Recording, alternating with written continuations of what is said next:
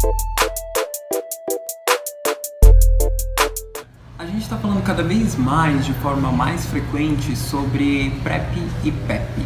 Mas qual que é a diferença, né, sobre essas duas coisas que a gente ouve tanto falar e o que elas são, de fato?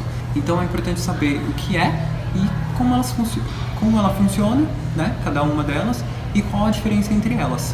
Bom, saiu uma matéria sobre esse tema na revista Época, dessa edição aqui em abril, dia 2 de abril de 2018, e a matéria foi bastante criticada dentro da comunidade dos médicos, especialistas, né, que estão trabalhando esse tema, e também da comunidade gay, né, pessoas que curtem as páginas, que falam sobre esse tema, que seguem e buscam notícias e informações sobre o tema, e por uma série de razões, né, que essa matéria foi criticada. Falaram muito da capa, que tinha sido mal feita, que não estava muito legal, do erro de português que tem aqui também, está falando exatamente assim: a outra pílula azul, um novo medicamento que está fazendo os gays abandonar a segurança da camisinha, por Danilo Tomás. Eu acho que não é bem por aí, né? A gente sabe que a campanha de prevenção e o estudo da PrEP foi todo baseado no uso combinado, tanto da camisinha quanto do comprimido, né? E que ambos devem ser trabalhados juntos.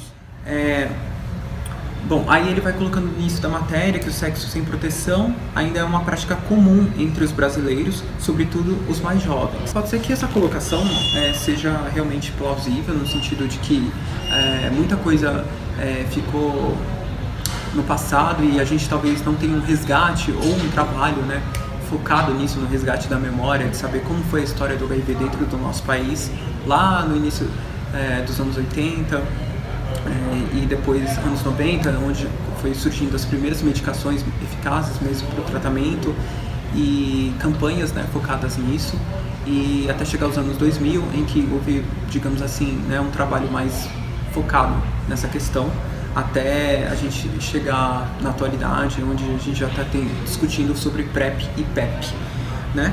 Mas para isso teve um longo caminho, né? E talvez esse resgate da memória seja necessário nesse sentido de trabalhar com ações voltadas para os jovens e reverter isso, né? De que o sexo sem proteção, infelizmente, esteja sendo aí uma prática comum entre os jovens, né? Então ele vai colocando alguns dados, dados de pesquisas feitos pelo IBGE, pesquisas realizadas por instituições oficiais.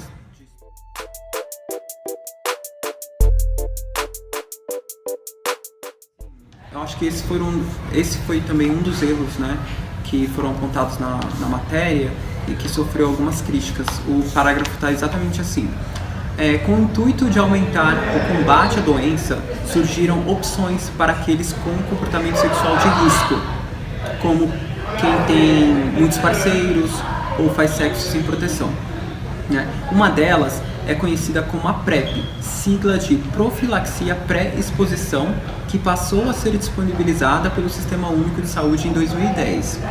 É como uma pílula do dia seguinte, que deve ser usada em até 72 horas após uma relação de risco ao longo de 28 dias. Então, assim, aqui ele está falando da PrEP e colocando a PrEP como algo a ser usado após a relação sexual, quando na verdade a PrEP ela é anterior às relações sexuais de risco, né, no caso onde você não usou o preservativo.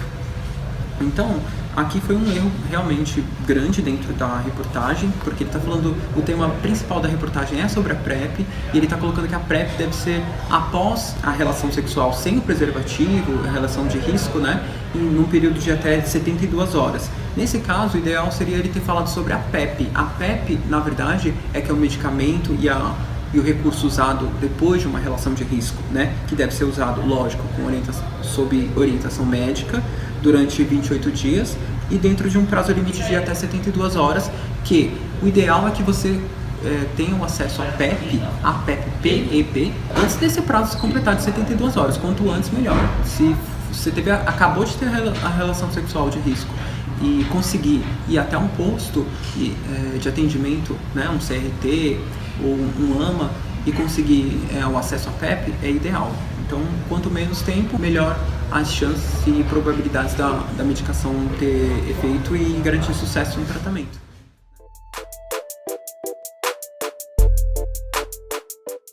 Outro ponto que foi também colocado dentro da reportagem é sobre os aplicativos. Ele vai fazendo uma leitura de vários aplicativos, ele menciona o Grindr, o Hornet, enfim, que são os aplicativos mais famosos e onde tem mais inscritos, né, dentro da comunidade gay.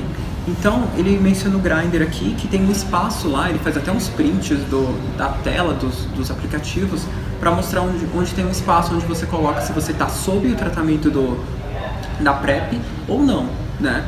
E aí ele coloca uma frase que eu achei muito interessante, que ele fala assim, a informação é considerada um selo de segurança, um tipo de garantia de proteção que o sujeito está imune ao HIV. Então, já começou errado. Eu acho que esse ponto já é um pouco...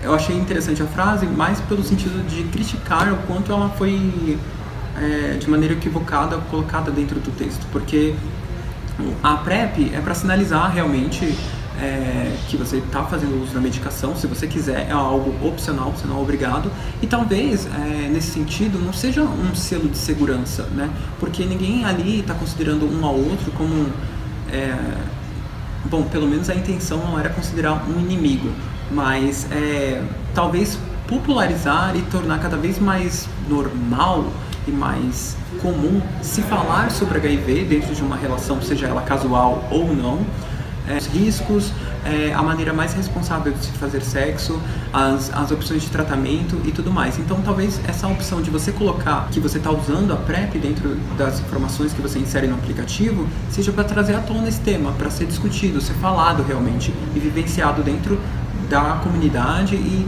tomara que se estenda cada vez